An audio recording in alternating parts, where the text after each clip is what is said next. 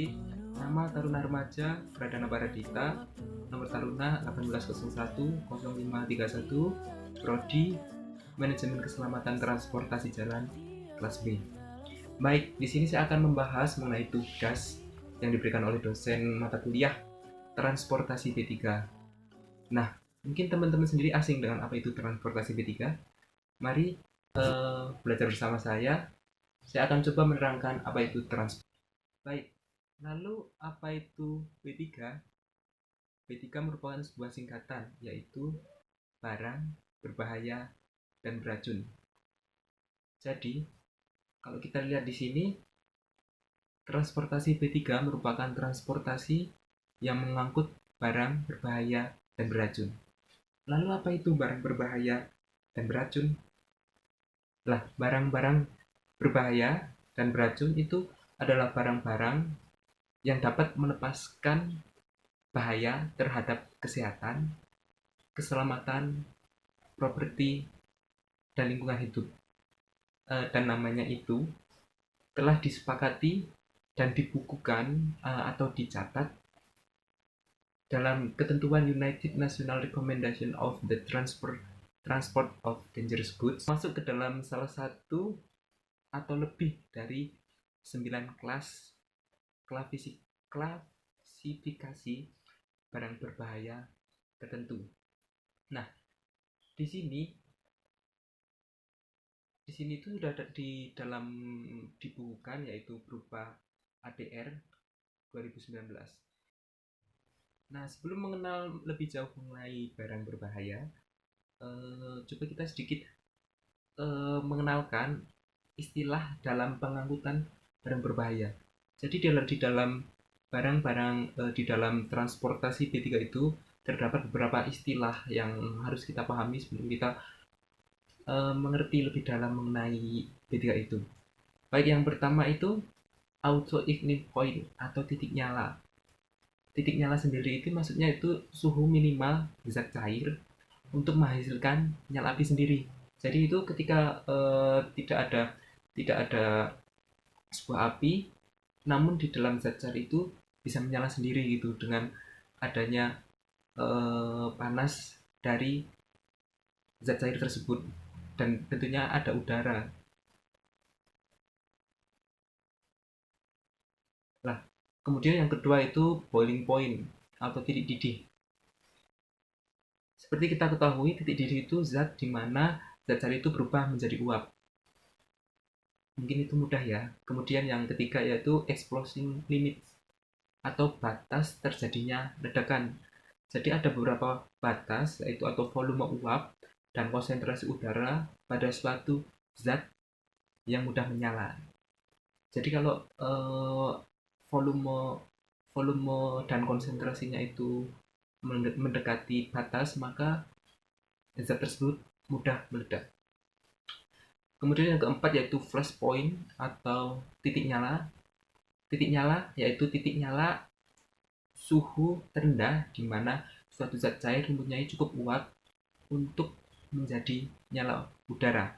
Maksudnya di sini yaitu seperti ketika kita membandingkan antara minyak tanah dengan bensin, maka bensin dengan suhu normal atau suhu udara itu bisa menyala sendiri jika ditambahkan dengan percikan api. Namun kalau minyak itu tidak bisa, dia harus dipanaskan terlebih dahulu mencapai ke suhu tertentu sekitar 40 sampai 50 derajat, baru ketika dipercikan dengan api, maka minyak tersebut bisa menyala. Kemudian yang kelima yaitu gas. Ya, seperti kita ketahui sendiri, gas itu merupakan udara yang memiliki gaya berat tetapi tidak mempunyai volume, dan ia akan berkembang mengikuti ruang yang tersedia. Kemudian selanjutnya itu packaging atau wadah yang digunakan untuk mengangkut barang berbahaya. Nah, di sini barang berbahaya itu harus mempunyai wadah tertentu yang telah disetujui oleh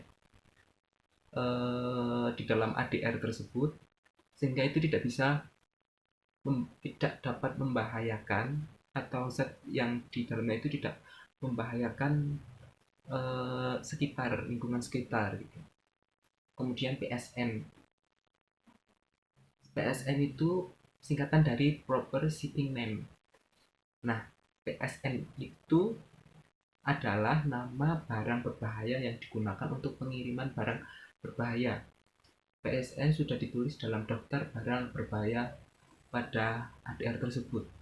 Nah, jadi PSN itu nama baku, nama di mana semua negara itu menggunakan. Di slide selanjutnya kita membahas dengan istilah yaitu packing group. Nah, apa itu packing group? Ya, packing group itu seperti wadah. Nah, di dalam packing group itu dibagi menjadi 3 packing group, yaitu dari packing group 1, 2, dan 3. Atau yang packing group 1 itu high danger. Jadi barang yang paling berbahaya itu terdapat dalam packing group 1. Dalam packing group 1 itu tertulis berkode packing group X. Kemudian yang kedua itu lebih rendah daripada packing group 1, itu mempunyai kode Y. Dan yang ketiga itu packing group 3 yang paling rendah tingkatannya, dan itu mempunyai kode Z. Nah, packing group itu sendiri hanya terdapat di kelas 3, 4, 5, 1, 6, 1, 8, dan beberapa kelas 9. Jadi nanti ada kelas antara 1 sampai ke 9. Nah, itu yang menggunakan packing group itu hanya yang saya sebutkan tadi. Selanjutnya yang tidak saya sebutkan itu hanya ada satu packing group, tapi tidak termasuk ke dalam packing group 1 sampai 3 ini. Lalu kita akan masuk ke intinya, yaitu kelas barang berbahaya. Jadi di sini di dalam buku ADR yang saya sebutkan tadi itu terdapat 9 kelas barang berbahaya, yaitu dari kelas 1, 2, 3, 4, 5, 6, 7, 8, 9. Lalu apa itu kelas? Nah, kelas ini hanya mengkelompokkan, bukan mana yang paling berbahaya. Jadi yang paling berbahaya itu masuknya ke packing group. Jadi 9 kelas ini bukan mana mana yang kelas paling berbahaya. Misal kelas 1 paling berbahaya, itu bukan 1 sampai 9, hanya pengelompokan saja. Tidak termasuk ke dalam unsur yang paling berbahaya gitu. Kita masuk yang pertama, yaitu kelas 1. Kelas 1 ini yaitu explosive substance. Apa itu explosive substance? Yaitu barang berbahaya yang mudah meledak. Jadi semua barang berbahaya yang mudah meledak itu dikategorikan di kelas 1. Seperti contoh itu bom TNT itu. Nah, itu kan mudah meledak. Jadi itu merupakan barang berbahaya di kelas 1. Nah, di kelas 1 ini mempunyai 6 divisi. Itu masing-masing mempunyai karakteristik berbeda-beda, sehingga kelas 1 ini banyak macamnya.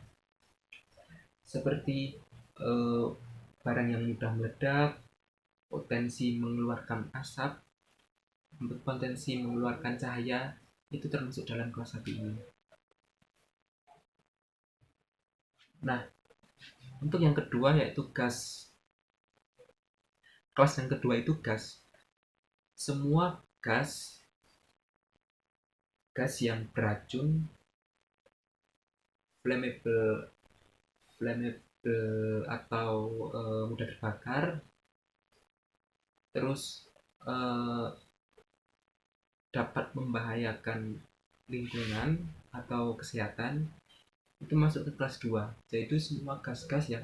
Gas ini sudah di kemasan seperti tabung LPG gitu. Nah, atau mungkin oksigen gitu. Nah, itu merupakan eh, barang B3 yang dalam kelasnya itu terdapat di kelas 2.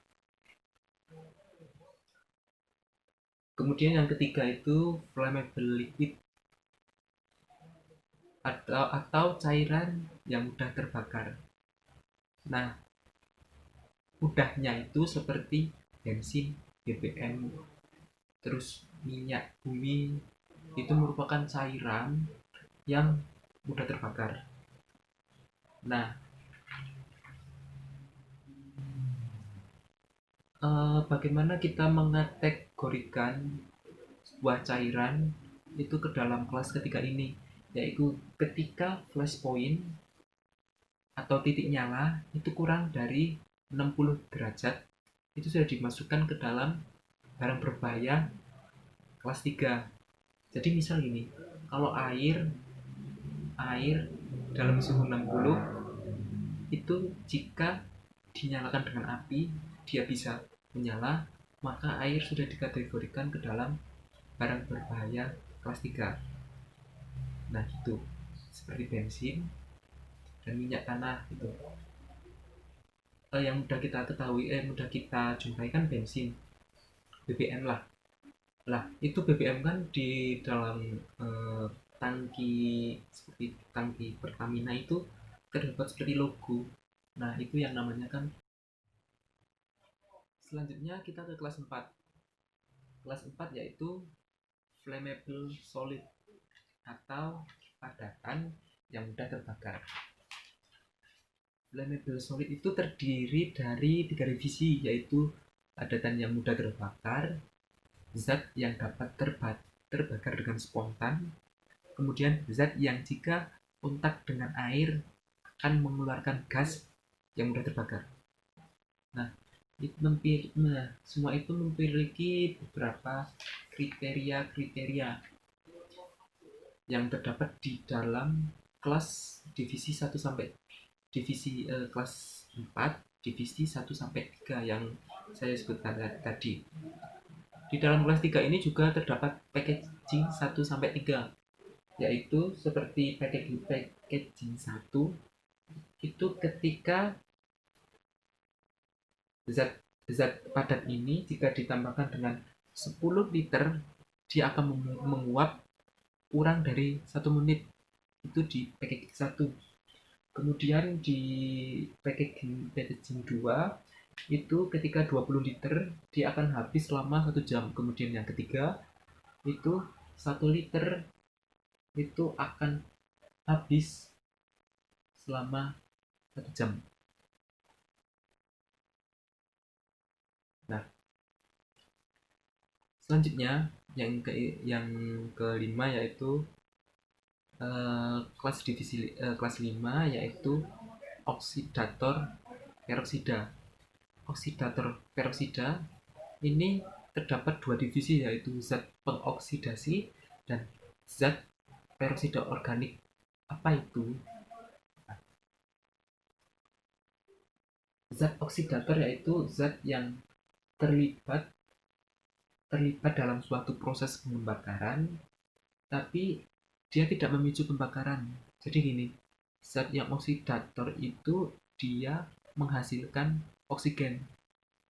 Nah, sebelum ke ini zat oksidator, kita mengenal dengan istilah segitiga api. Segitiga api itu terdapat 3 elemen. Yang pertama itu api atau panas, kemudian yang kedua itu ada bahan bakar, yang ketiga itu oksigen. Nah, jika ketiga ini akan bereaksi maka akan terjadilah api.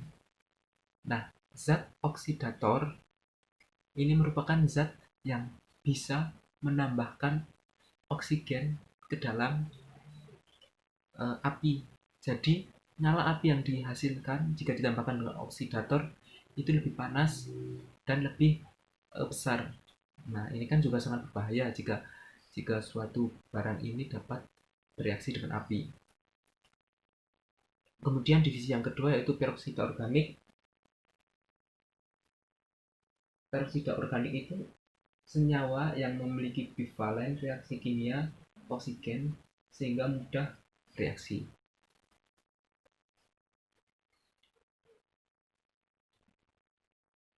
Untuk kelas yang keenam yaitu barang beracun dan infeksi.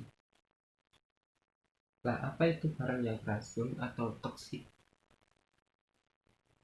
Toksik ini yaitu ketika eh, barang ini tertelan atau tertempel ke dalam kulit atau terhirup, ini akan mengakibatkan kematian dalam sampel 50% dari orang tersebut, atau sampel yang maksudnya gini, sampel dari 50% itu akan mati. Nah, itu termasuk dalam barang yang beracun atau toksik. Nah, maksudnya itu kita kita mengenal dengan istilah LGPT. Nah, itu artinya yaitu secara akurat terjadi 50% sampel mati dalam waktu 14 hari.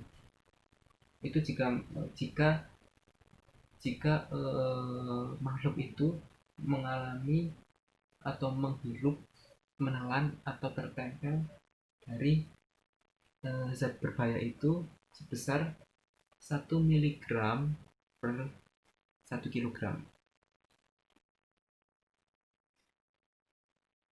Itu yang namanya toksik.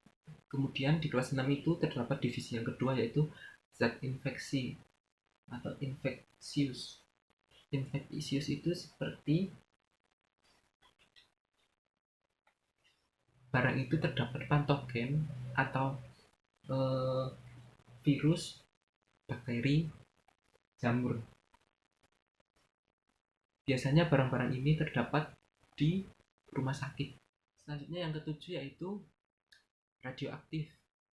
Radioaktif ini zat yang mengeluarkan sinar radiasi yang berbahaya bagi manusia, binatang, dan barang. Nah, semua zat radioaktif ini dikategorikan ke dalam kelas ke-7. Kemudian yang ke-8 itu korosif. Barang berbahaya berupa cairan atau padatan yang dapat menyebabkan kerusakan pada kulit jika disentuh. Tidak hanya kulit, semua barang seperti ke dalam besi itu jika ditetesin zat ini, dia akan menyebabkan korosif dengan indeks tertentu, dengan banyaknya tertentu, itu dapat terjadi korosif. Nah, itu termasuk ke dalam kelas barang berbahaya ke-8. Dan yang terakhir itu barang-barang lainnya. Maksudnya di sini yaitu barang-barang yang dianggap berbahaya namun tidak terdapat di kelas 1 sampai 8. Itu dapat dikategorikan ke dalam kelas ke-9, yaitu barang-barang benda-benda lain yang dianggap dapat membahayakan namun tidak termasuk ke dalam dalam kelas kategori tersebut. Seperti contoh yaitu oli. Oli kan tidak terdapat di 1 sampai 8, namun itu kan dapat membahayakan lingkungan. Nah, itu termasuk barang berbahaya. Kemudian lithium baterai, dry ice atau dry ice itu yang dapat mengusir oksigen, bukan mengusir lagi, di dalam suatu ruangan jika terdapat dry ice itu, maka oksigen itu akan menghilang, digantikan dengan CO2, sehingga itu akan membahayakan bagi makhluk hidup. Nah, itu merupakan 1 sampai 9 kelas barang berbahaya yang terdapat di dalam buku ADR tersebut. Selanjutnya kita mengenal dengan nama Precedence Hazard atau bisa disebut multiple hazard. Apa itu? Barang berbahaya yang memiliki lebih dari satu divisi kelas. Misal seperti di kelas 1 dan kelas 3 gitu. Nah, seperti contoh di sini saya beri contoh, yaitu barang X memiliki bahaya flash point 20 derajat dan LD50 oral 100 mg per kilogram. Nah, barang ini yaitu terdapat di, seperti flash point itu kan terdapat di kelas 3, itu termasuk ke packing group 2. Kemudian yang kedua yaitu LD50 oral 100 mg per kilogram, itu termasuk kelas 3 dengan packing group 3. Nah, kalau kita dengan barang X ini dimasukkan ke dalam packing group, kita harus menggunakan packing group yang mana gitu. Di dalam buku ADR tersebut sudah terdapat tabel of precedence of hazard. Jadi kita cuma tinggal mencocokkan. Misal seperti yang tadi kan kelas 3 packing group 2 dan kelas 6 packing group 3. Kita lihat di sini, kita cari pertama kelas 3 packing group 2 ini ketemu, dan kita cari ke kelas 6 packing group 3. Nah, ini. Jadi perpotongan di sini ini merupakan kelas dari barang berbahaya tersebut, yaitu kelas 3 packing group 2. Nah, di dalam buku ADR tersebut terdapat banyak sekali ribuan nama-nama barang berbahaya. Kita tidak mungkin harus menghafalkan satu-satu atau harus mencari satu-satu seperti barang berbahaya itu termasuk ke dalam mana. Nah, kita cukup mengkategorikan kategori saja. Nah, supaya tidak membingungkan, di dalam buku ADR tersebut sudah ada list of dangerous good. Nah, kita coba mengenal satu-satu. Jadi terdapat beberapa tabel seperti tabel 1 sampai 11. Nah, contoh saja tabel 1 ini berupa angka. Ini artinya yaitu UN number. Apa itu UN number? UN number itu sebuah kode nomor, berupa nomor yang terdiri dari 4 digit angka. Itu di setiap nama dari barang berbahaya itu mempunyai UN number sendiri-sendiri. Jadi kodenya itu tidak akan sama antara barang berbahaya satu dan yang lainnya. Gitu. Kemudian yang kedua itu namanya, nama barang berbahaya atau PSN. Seperti yang contoh di sini, yaitu PSN itu harus ditulis dengan huruf kapital atau huruf besar. Itu yang namanya PSN. Kemudian yang ketiga ini kelas dari barang berbahaya itu kelas mana, dari 1 sampai kelas 9. Nah, seperti ini. Kelas 2, kelas 6.1, kelas 2 gitu. Selanjutnya yaitu yang keempat itu packing group. Nah, di sini kan ada yang kosong. Nah, itu berarti di dalam kelas tersebut tidak ada packing groupnya gitu. Seperti kelas 1, kelas 2 itu tidak ada packing group, itu maka di sini kosong. Sedangkan yang ada packing group seperti kelas 3, kelas 6.1 ini ada, dan di sini sudah tertera jelas. Kemudian yang kelima itu label. Yang ketujuh ini pengecualian atau limited quantity dan ketentuan khusus gitu yang harus dilakukan jika barang berbahaya ini tidak diangkut secara besar. Nah, di sini ada banyak sekali tabel-tabel yang kita harus mengerti. Saya akan coba menjelaskan mengenai pengecualian atau di dalam buku ADR tersebut dengan nama dangerous good in limited quantity dan dangerous good in expected quantity. Lah, misal gini, jika kita ingin mengangkut barang berbahaya, itu kita mempunyai beberapa pilihan. Kita mau menjadiin satu, atau kita melakukan dengan pengecualian itu seperti dangerous good in limited quantity. Nah, kita lihat contoh dangerous good in limited quantity itu di tabel 7A. Nah, seperti di sini, ini barang X memiliki limited quantity 0. Nah, maksudnya di sini 0 itu berarti dia tidak bisa digunakan untuk limited quantity. Jadi tidak bisa menggunakan pengecualian ini gitu. Nah, yang bisa itu di sini ada tulisannya, yaitu 500 gram. Jadi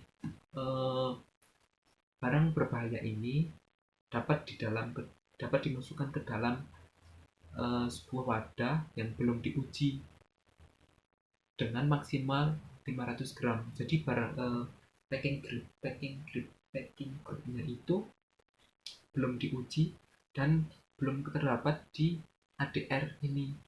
Nah, itu bisa dimasukkan ke dalam wadah dengan maksimal 500 gram. Nah, yang ketiga, contohnya yang lain yaitu seperti ini, 120 gram. Kemudian dangerous good in expected quantity itu sama, yaitu di 7B. Nah, 7B ini ada beberapa kode seperti E0. Nah, artinya E0 ini dia tidak bisa dimasukkan ke dalam pengecualian ini. Nah, yang bisa seperti E4. E4 yaitu di sini diartikan E4 barang berbahaya ini dapat dimasukkan ke dalam sebuah wadah yang belum diuji. Maksimal itu di inner itu 1 gram dan di outer itu 500 gram. Inner itu kemasan kecil dan outer itu kemasan yang membungkus kemasan kecil ini.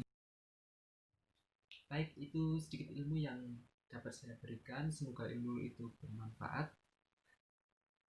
Semoga teman-teman bisa lebih mengetahui atau setidaknya mengenal apa itu barang-barang berbahaya, dan tidak asing lagi jika teman-teman membaca atau tulisan yang seperti B3. Nah, jadi sekian video ini. Saya akhiri. Assalamualaikum warahmatullahi wabarakatuh.